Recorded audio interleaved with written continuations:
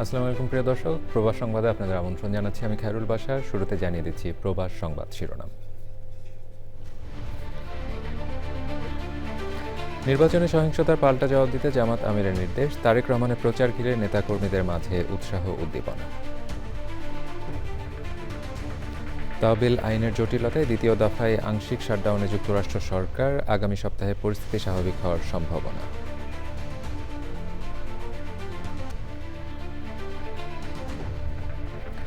আত্মপক্ষ সমর্থনের সুযোগ ছাড়া উবার চালকদের বাদ দিতে পারবে না রাইড শেয়ার কোম্পানিগুলো, নতুন আইনে স্বস্তি।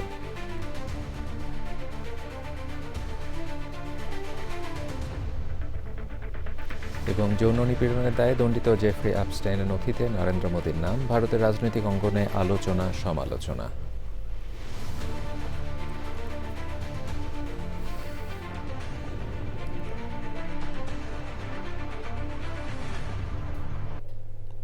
প্রিয় দর্শক, এতক্ষণ সংবাদ শিরোনামগুলো জানাচ্ছিলাম। এখনকার সংবাদ আয়োজন একই সঙ্গে চ্যানেলের ইউটিউব চ্যানেল এবং চ্যানেলের ওটিটি প্ল্যাটফর্ম আইসকোরে লাইভ স্ট্রিমিং হচ্ছে। নিজ দলের 2 শতাধিক কর্মীকে যারা হত্যা করে তাদের কাছে দেশের 18 কোটি মানুষ নিরাপদ নয় বলে মন্তব্য করে জামাত ইসলামের আমির ডাক্তার শফিকুর রহমান বলেছেন, জামাত কখনোই প্রতিহিংসার রাজনীতি করে না, তবে নির্বাচনে সহিংসতা হলে সমান জবাব দিতে নেতাকর্মীদের নির্দেশ দিয়েছেন তিনি। নারীদের নিরাপত্তা ও নিরাপদ কর্মস্থলেরও আশ্বাস দিয়েছেন জামাতের আমির। শেরপুর ও জামালপুরে 11 দলীয় জোটের নির্বাচনী জনসভায় তিনি বলেন, নিরাপদ বাংলাদেশ গড়তে জেগে থাকবে 24-এর তারুণ্য। জামালপুর প্রতিনিধি হাফিজ রাইহানকে সঙ্গে নিয়ে সোহেল রানা ভিডিও চিত্রে আক্তার হোসেনের রিপোর্ট। শেরপুরে নির্বাচনী সহিংসতায় নিহত জামায়াত নেতা রেজাউল কর্মীর কবর জিয়ারতের মধ্য দিয়ে দিনের কর্মসূচি শুরু করেন জামায়াতে ইসলামীর আমির ডাক্তার শফিকুর রহমান। শেরপুর শহরের পৌর মাঠে জনসভায় অংশ নিয়ে রেজাউল হত্যার বিচার নিয়ে ক্ষোভ প্রকাশ করেন জামায়াতের আমির। আমি দেখতে চাই যারা খুন করেছে তাদেরকে আপনারা আইনের আওতায় এনেছেন। আমরা এটা উৎসাহিত করব না জনগণ আইন নিজের হাতে তুলে নেয়, এটা কোনো সভ্য সমাজের পরিচয় হতে পারে। জনগণের রায় দেখে একটি দলের মাথা খারাপ হয়ে গেছে মন্তব্য করে জামায়াত আমির বলেন, নির্বাচন নিয়ে কেউ সন্ত্রাস করতে চাইলে সমুচিত জবাব দেওয়া হবে। এখন থেকে পাহারা দেবেন, নির্বাচন নিয়ে কেউ যদি সন্ত্রাস চালাতে চায় তাহলে আল্লাহর উপর ভরসা করে সমান পরিমাণ জবাব দিবেন, বেশি দিতে দেবেন না। তবে নিজে জবাব দেওয়ার আগে অবশ্যই যথাযথ কর্তৃপক্ষ এবং প্রশাসনকে অবহিত করবেন। যদি দেখেন প্রশাসন করছে না আর এটা সন্ত্রাসীদের অভয়ারণ্য হয়ে গেছে, তাহলে তখন আপনার উপর ওয়াজিব হয়ে যাবে সেটা প্রতিহত করা। জামায়াতের আমির বলেন, মায়েদের গায়ে হাত উঠলে বাংলাদেশে বিস্ফোরণ ঘটবে। নির্বাচনী জনসভায় 11 দলীয় জোটের নেতারা বলেছেন, আগামীর বাংলাদেশ হবে ন্যায় ও ইনসাফের বাংলাদেশ। হামলা চালিয়ে গুজব ছড়িয়ে নতুন বাংলাদেশ গড়ার মিশন বাধাগ্রস্ত করা যাবে না। যারা গণভোটের বিপক্ষে অবস্থান নেবে, আগামী 12 ফেব্রুয়ারি জনগণ তাদের লাল কার্ড দেখাবে বলেও মন্তব্য করেন নেতারা। এরপর জামালপুরে জনসভায় যোগ দেন জামায়াত আমির। বলেন, জামায়াত ক্ষমতায় গেলে জনগণের প্রতিটি পয়সার হিসাব জনগণের সামনে উন্মুক্ত করা হবে। এই কথায় হাত দিব না, চুরি করবো না, লুণ্ঠন করবো না, ব্যাংক খালি করবো না, শেয়ার মার্কেট লুণ্ঠন করবো না, ছাপা করবো না, দুর্নীতি করতে দিব না। আল্লাহর মেহরবানিতে আপনাদের এই ভাইয়েরা নির্বাচিত হন, তারা বছরে একবার কমপক্ষে তাদের এবং তাদের পরিবারের সকল সদস্যের তাদের আর্থিক হিসাব নিকাশ জনগণের সামনে উন্মুক্ত করতে বাধ্য। আগামীর বাংলাদেশ গঠনে তরুণ, যুবক ও নারীদের হাতে দায়িত্ব তুলে দেওয়া হবে মন্তব্য করে জামায়াত আমির বলেন, সবাই ন্যায্যতা ও যোগ্যতার ভিত্তিতে কাজ পাবে। আক্তার হোসেন, চ্যানেল আই, জামালপুর। ঢাকা 17 আসনের প্রার্থী বিএনপির চেয়ারম্যান তারেক রহমানের পক্ষে ধানের শীষে ভোট চেয়েছেন প্রয়াত আরাফাত রহমান কোকোর স্ত্রী শর্মিলা রহমান সিথি। স্লোগানে উচ্ছ্বাসের মধ্য দিয়ে গণসংযোগ এবং লিফলেট বিতরণ করেন শর্মিলা রহমান। এর আগে তারেক রহমানের পক্ষে ভোট চেয়ে লিফলেট বিতরণ করেছেন তার উপদেষ্টা আব্দুস সালাম। বিস্তারিত মির্জা ইমতিয়াজের রিপোর্টে। দ্বিতীয় দিনের মতো ভোটের মাঠে নির্বাচনী প্রচারে নেমেছেন বিএনপি চেয়ারম্যান তারেক রহমানের ছোট ভাই প্রয়াত আরাফাত রহমান কোকোর স্ত্রী শর্মিলা রহমান সিথি। রোববার রাজধানীর বারিধারা এলাকায় তারেক রহমানের পক্ষে প্রচারণায় নামেন তিনি। তারেক রহমানের জন্য ধানের শীষে ভোট চান এবং লিফলেট বিতরণ করেন শর্মিলা রহমান সিথি। বিভিন্ন দোকান ও রাস্তায় তার প্রচারের সময় বিএনপি ও মহিলা দলের বিপুল সংখ্যক নেতাকর্মী উপস্থিত ছিলেন। এ সময় শর্মিলা রহমান সহ দলের অন্যান্য কর্মীরা স্লোগান দেন।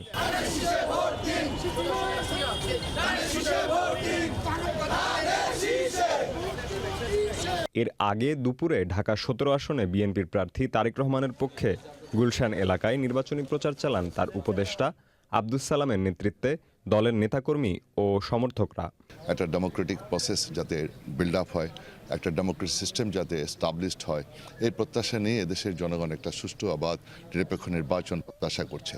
যে তারেক রহমান যে এলাকায় এমপি নির্বাচিত হয় তাহলে জনগণ বিশ্বাস করে যে এলাকার সমস্ত সমস্যার সমাধান উনি করবেন। আব্দুস সালাম বলেন, ভারত পাকিস্তান নয়, বিএনপি বাংলাদেশপন্থী রাজনীতি করে। দেশের মানুষের ভোগান্তি দূর করাই বিএনপির প্রধান লক্ষ্য। মানে জামাত যেটা বলে সেটা বিশ্বাস করে না, আর যেটা বিশ্বাস করে সেটা বলে না, তাই না? তারা একদিক দিয়ে বলে যে আমরা সব অধিকারে বিশ্বাসী, মহিলা পুরুষ, কিন্তু এই পর্যন্ত এই যে তারা যে এবার নির্বাচন হচ্ছে, এই নির্বাচনে কি কোথাও কোনো মহিলা এমপির প্রার্থী দিয়েছে? দেয় নাই। বিএনপি একটি বৃহত্তম রাজনৈতিক দল। জামাত রাজনৈতিক দলটার কি, তার অতীতের অভিজ্ঞতাটা কি, তার অতীতের অবস্থান কি ছিল? 12 ফেব্রুয়ারির নির্বাচন অবাধ ও সুষ্ঠু হলে জনগণই ধানের শীষে ভোট দিয়ে বিএনপিকে রাষ্ট্র পরিচালনার দায়িত্বে নিয়ে আসবে বলে আশা প্রকাশ করেন তিনি। Mirza Imtiaz, channel I, Dhaka. তহবিল আইন প্রণয়ন সংক্রান্ত জটিলতার জেরে মাত্র 3 মাসের ব্যবধানে দ্বিতীয় দফায় শাটডাউনে পড়ল যুক্তরাষ্ট্রের সরকার, যদিও এই শাটডাউন আংশিক। নিউ জার্সি থেকে সুব্রত চৌধুরী জানাচ্ছেন বিস্তারিত। মাত্র 3 মাসের ব্যবধানে দ্বিতীয় দফায় শাটডাউনে পড়েছে যুক্তরাষ্ট্রের ফেডারেল সরকার, যদিও এই শাটডাউন আংশিক। এবারও মূল কারণ হয়েছে তহবিল বরাদ্দ সংক্রান্ত আইন পাশে জটিলতা ও বিলম্ব। মার্কিন সংবাদ মাধ্যমগুলোর তথ্য মতে সরকারি বিভিন্ন খাতের জন্য প্রস্তাবিত অর্থ বরাদ্দের প্যাকেজ নির্ধারিত সময়ের মধ্যে কংগ্রেসে পাশ না হওয়ায় এই অচলাবস্থা তৈরি হয়েছে। এই অর্থ বছরের বরাদ্দ বিল প্রেসিডেন্টের দপ্তরে পাঠানোর শেষ সময় ছিল স্থানীয় সময় শনিবার রাত 12টা, কিন্তু নির্ধারিত সময়ের মধ্যে বিলটি কেবল সিনেটে পাশ হয়, প্রতিনিধি পরিষদে পৌঁছতেই পারেনি।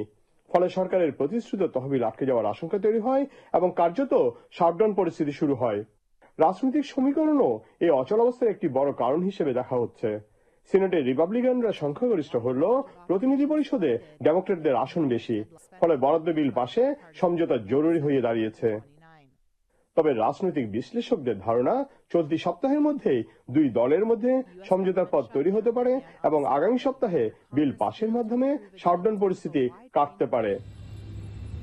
দেশটির ইতিহাসে এ পর্যন্ত অন্তত 18 বার এমন পরিস্থিতির সৃষ্টি হয়েছে। Subrata Chowdhury, Channel I, Atlantic City, New Jersey, America. মিনেসোটায় অভিবাসী দমন অভিযানের সময় বিক্ষোভের মধ্যে টেক্সাসের একটি আশ্রয় কেন্দ্র থেকে আটক 5 বছরের ছেলে ও তার বাবাকে মুক্তি দেওয়ার নির্দেশ দিয়েছেন যুক্তরাষ্ট্রের একজন ফেডারেল বিচারক। মার্কিন জেলা বিচারক ফেডারেল বিয়ার শিশু কেনাজো রামোজের আটককে অবৈধ বলে রায় দিয়েছেন। ফেডারেল কর্মকর্তাদের মতে মিনেসোটা রাজ্যে চলমান অভিবাসন সংক্রান্ত অভিযানে প্রায় 3000 এজেন্ট মোতায়েন রয়েছেন। এই অভিযানের বিরুদ্ধে বিক্ষোভকারী অভিবাসন কর্মকর্তাদের মধ্যে প্রতিদিনই সংঘর্ষের ঘটনা ঘটছে।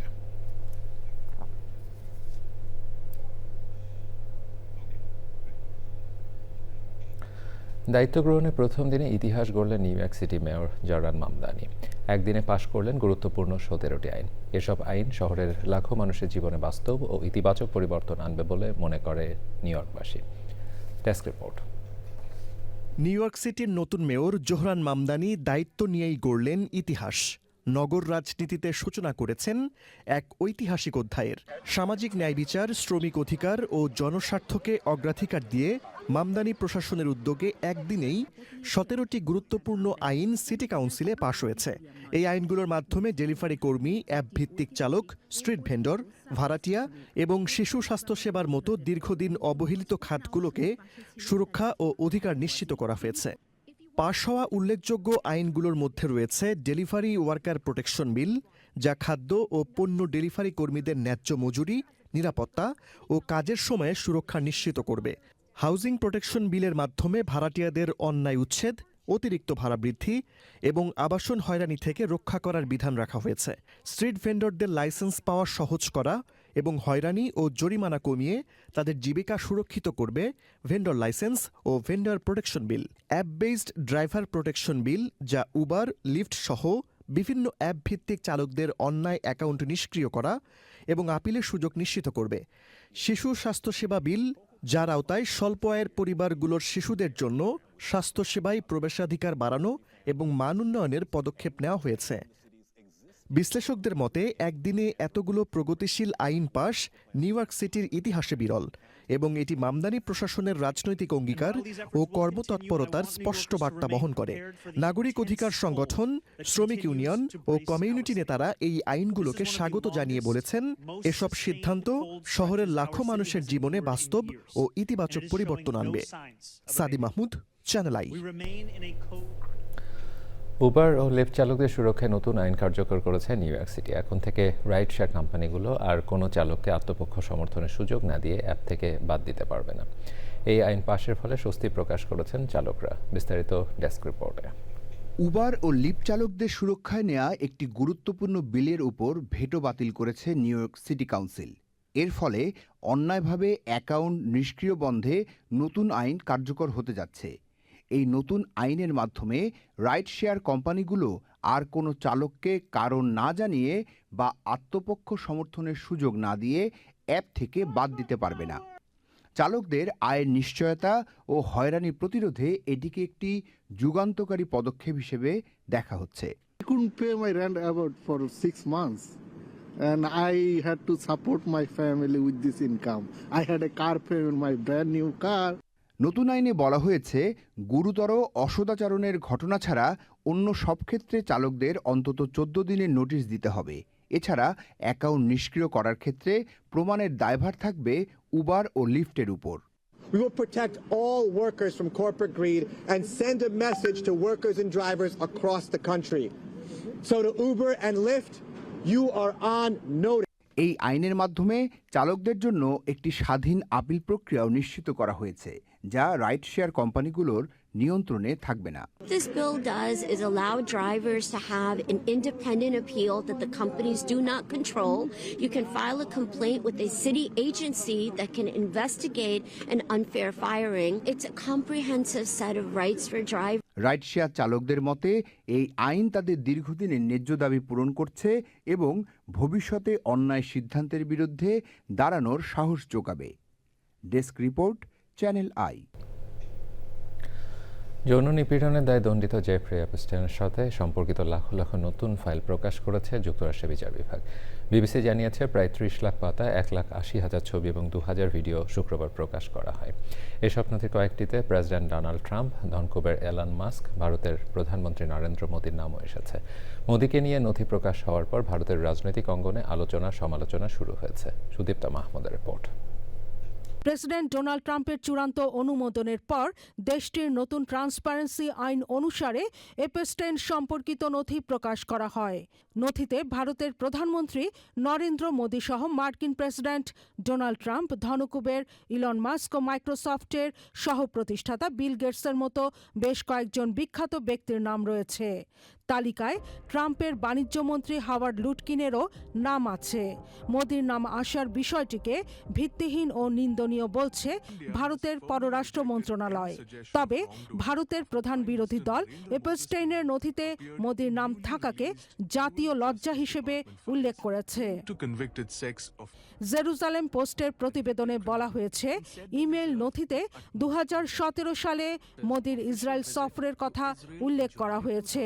সে সময় মোদি তৎকালীন মার্কিন প্রেসিডেন্ট ডোনাল্ড ট্রাম্পকে খুশি করতে এপস্টাইনের কাছে পরামর্শ চান। এপস্টাইন তাকে ইসরায়েল সফর করার পরামর্শ দিলে মোদি দেশটিতে গিয়ে নাচ ও গানে অংশ নেন। তবে এসব তথ্য সরাসরি প্রত্যাখ্যান করেছে ভারত সরকার। নথিতে ট্রাম্পের নাম এসেছে কয়েকশো বার। হোয়াইট হাউস বলছে এসবের কোনো ভিত্তি নেই। এপস্টাইন ফাইলে মাইক্রোসফটের সহ প্রতিষ্ঠাতা বিল গেটসের নামও এসেছে। তিনি যৌনবাহিত রোগে আক্রান্ত ছিলেন এমন অভিযোগকে ভিত্তিহীন ও মিথ্যা বলে অভিহিত করেছেন তার মুখপাত্র। এছাড়া রাজা তৃতীয় চার্লসের ভাই অ্যাড্রু মাউন্টব্যাটেন উইন্ডসর জেফ্রি এপস্টাইনকে গৃহবন্দিত্ব থেকে মুক্তি দেওয়ার পরপরই তাকে বাকিংহাম প্যালেসে আমন্ত্রণ জানিয়েছিলেন। হোয়াইট হাউসের ভিজিটর রেকর্ড অনুযায়ী বিল ক্লিন্টন প্রেসিডেন্ট থাকাকালীন 1993 থেকে 2001 সালের মধ্যে এপস্টাইন বেশ কয়েকবার হোয়াইট হাউস পরিদর্শন করেছিলেন। তবে ক্লিন্টন কোনো অপরাধের সঙ্গে কখনোই জড়িত ছিলেন না বলে জানিয়েছেন সাবেক প্রেসিডেন্টের মুখপাত্র। সুদীপ্তা মাহমুদ, চ্যানেল আই। কিউবার ভবিষ্যৎ নিয়ে উদ্বেগজনক ও কঠোর মন্তব্য করেছেন যুক্তরাষ্ট্রের প্রেসিডেন্ট ডোনাল্ড ট্রাম্প। ভেনেজুয়েলার প্রেসিডেন্টের অপহরণ এবং কিউবায় তেল সরবরাহ বন্ধ হয়ে যাওয়ার পর ওই দেশের অর্থনীতি ধ্বংসের মুখে পড়ায় কিউবার পতন অনিবার্য হিসেবে দেখছেন ট্রাম্প প্রশাসন। পান্না আক্তারের রিপোর্ট। আইয়া অঙ্গরাজ্যে সাংবাদিকদের সঙ্গে খোঁজ মেজাজে কথা বললেও কিউবার ভবিষ্যৎ নিয়ে বেশ কঠোর ও উদ্বেগজনক মন্তব্য করেন মার্কিন প্রেসিডেন্ট ডোনাল্ড ট্রাম্প। তিনি বলেন, গত 27 জানুয়ারি মঙ্গলবার কিউবা স্বল্পমেয়াদী ভবিষ্যতেই ধ্বংসের মুখে পড়বে এবং দেশটি ভেঙে পড়ার পথে। কিউবার পতন নিয়ে ট্রাম্পের এ ধরনের ভবিষ্যৎবাণী নতুন কিছু নয়।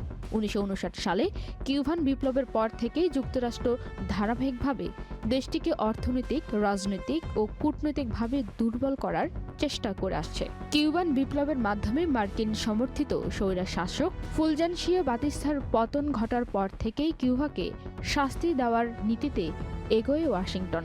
প্রায় 67 বছর ধরে চলমান মার্কিন অবরোধ কিউবার অর্থনৈতিক ও জনজীবনে গভীর সংকট তৈরি করেছে।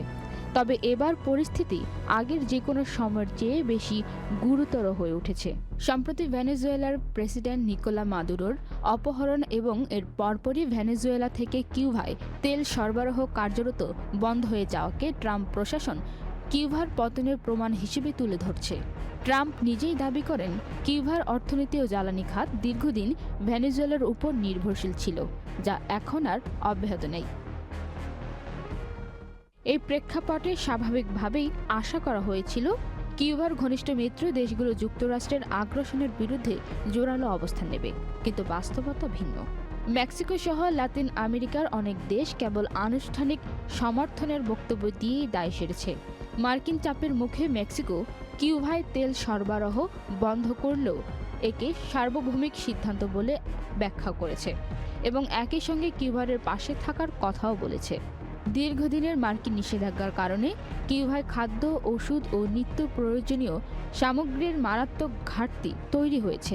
2022 সালে দেশটির সফরের অভিজ্ঞতায় দেখা গেছে, কফি ও দুধের মতো মৌলিক পণ্য তখন দুষ্প্রাপ্য ছিল। এক সময়ের বিশ্বজুড়ে বিনামূল্যে স্বাস্থ্যসেবা ও মানবিক চিকিৎসার সহায়তার জন্য পরিচিত কিউবা আজ অত্যাবশ্যক ওষুধের সংকটে ভুগছে।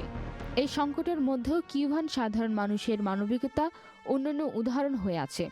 অবরোধে জর্জরিত বাস্তবতার মাঝেও মানুষের সহমর্মিতা এবং সহযোগিতার মানসিকতা আজও অটুট। এটি রাষ্ট্র ব্যবস্থার দুর্বলতার বিপরীতে কিউবান সমাজের শক্তিশালী মানবিক দিকটি তুলে ধরে। আজ কিউবার অস্তিত্ব টিকিয়ে রাখার সংগ্রাম অত্যন্ত জটিল ও বহুমাত্রিক। একদিকে দীর্ঘমেয়াদী অবরোধ, অন্যদিকে বৈশ্বিক রাজনীতির নীরবতা। সব মিলিয়ে কিউবা এক কঠিন সময় পার করছে। যদি কিউবা ব্যর্থ রাষ্ট্রে পরিণত হয় এবং সেখানে সরকার পরিবর্তনের মাধ্যমে মার্কিন আধিপত্য প্রতিষ্ঠিত হয়, তবে তা কেবল একটি দেশের পরাজয় হবে না, বরং এটি প্রমাণ করবে যে সাম্রাজ্যবাদী চাপের মুখে পৃথিবীর কোনো দেশই নিরাপদ নয়। পান্না আক্তার, চ্যানেল আই। ইরানের সঙ্গে যুক্তরাষ্ট্রে আলোচনা চলছে বলে জানিয়েছেন দেশটির প্রেসিডেন্ট ডোনাল্ড ট্রাম্প। তার আশা, আলোচনার মাধ্যমে ইরান পারমাণবিক অস্ত্র বর্জনে রাজি হবে। ইউরোপের দেশগুলো সেনাবাহিনীকে সন্ত্রাসী সংগঠন হিসেবে ঘোষণা দিয়েছে ইরান। বিস্তারিত জানাচ্ছেন আমিনা রহমান সুপ্তি। শনিবার রাতে ফ্লোরিডা যাওয়ার পথে সাংবাদিকদের ট্রাম্প বলেন, পারমাণবিক অস্ত্র থাকবে না এমন একটি সন্তোষজনক চুক্তি ইরান চাইলে করতে পারে। ইরান তাদের সঙ্গে আলোচনা করছে বলেও জানান ট্রাম্প। ইরানের একজন শীর্ষ নিরাপত্তা কর্মকর্তা আলী লারিজানি শনিবার রাতে সামাজিক মাধ্যম এক্সে লিখেছেন, আলোচনা এগিয়ে চলছে। ইরানের পার্লামেন্টের স্পিকার মোহাম্মদ বাঘের গালিবাফ এক ভিডিও বার্তায় বলেন, বিপ্লবী গার্ডকে সন্ত্রাসী সংগঠন হিসেবে ঘোষণার পাল্টা ব্যবস্থা অংশ হিসেবে আইনের 7 নম্বর ধারা অনুযায়ী ইউরোপীয় দেশগুলোর সেনাবাহিনী এখন থেকে সন্ত্রাসী গোষ্ঠী হিসেবে বিবেচিত হবে। ইউরোপীয় ইউনিয়নের সেনাবাহিনীর সঙ্গে যুক্ত ব্যক্তি বা সংস্থাকে ইরান থেকে বহিষ্কারের ব্যবস্থা নেবে পার্লামেন্টের জাতীয় নিরাপত্তা committee. Amina Rahman Supti, channel I. যুক্তরাষ্ট্রের সাথে শুল্কমুক্ত বাণিজ্য সুবিধা বাড়াতে দেশটি থেকে 25টি বোয়িং কেনার সিদ্ধান্ত নেওয়া হয়েছে। সচিবালয়ে সাংবাদিকদের কথা জানিয়ে বাণিজ্য সচিব বলেন, এর মধ্যে যুদ্ধ বিমান কেনার বিষয় নেই। বাংলাদেশের উপর আরোপিত পাল্টা শুল্ক হার 20% থেকে কমিয়ে 15% হতে পারে বলেও জানান সচিব। তিনি বলেন, এসব বিষয় অন্তর্ভুক্ত করে আগামী 9 ফেব্রুয়ারি ঢাকা ও ওয়াশিংটনের মধ্যে পারস্পরিক বাণিজ্য চুক্তি হতে যাচ্ছে। যুক্তরাষ্ট্রের তুলা ব্যবহার করে বাংলাদেশের তৈরি পোশাক খাত দেশটির বাজারে শুল্কমুক্ত প্রবেশাধিকার পাবে বলেও মন্তব্য করেন তিনি। ও তাদের সাথে নেগোসিয়েশন চলছে।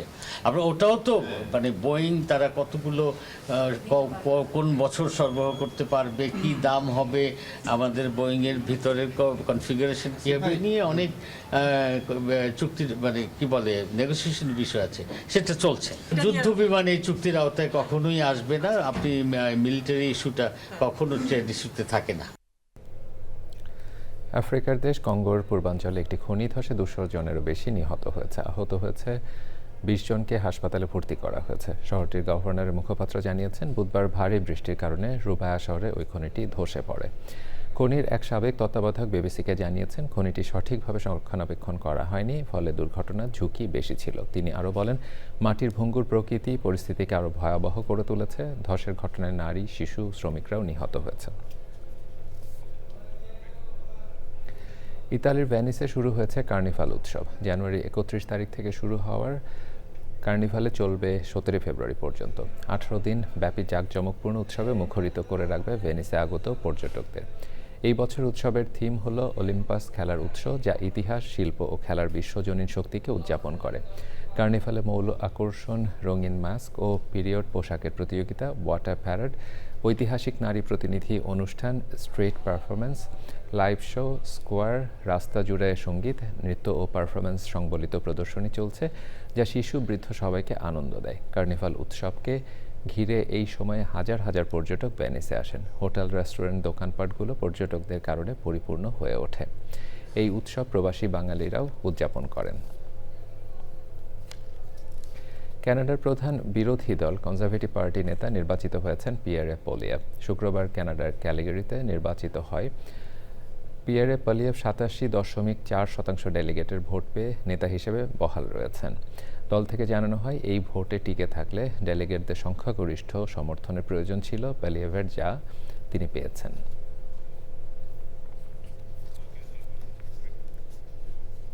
এরই সাথে প্রবাস সংবাদের শেষ ভাগে আমরা যাবার আগে শিরোনাম জানিয়ে দিচ্ছি আরও একবার। নির্বাচনে সহিংসতার পাল্টা জবাব দিতে জামায়াত আমিরের নির্দেশ। তারেক রহমানের প্রচার ঘিরে নেতাকর্মীদের মাঝে উৎসাহ উদ্দীপনা। তহবিল আইনে জটিলতায় দ্বিতীয় দফায় আংশিক শাটডাউনে যুক্তরাষ্ট্র সরকার। আগামী সপ্তাহে পরিস্থিতি স্বাভাবিক হওয়ার সম্ভাবনা।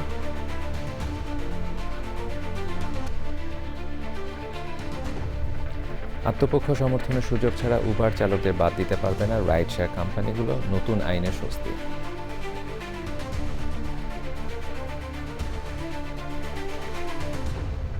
এবং যৌন নিপীড়নের দায়ে দণ্ডিত জেফ্রি অ্যাপস্টাইনের নথিতে নরেন্দ্র মোদীর নাম। ভারতের রাজনৈতিক অঙ্গনে আলোচনা সমালোচনা।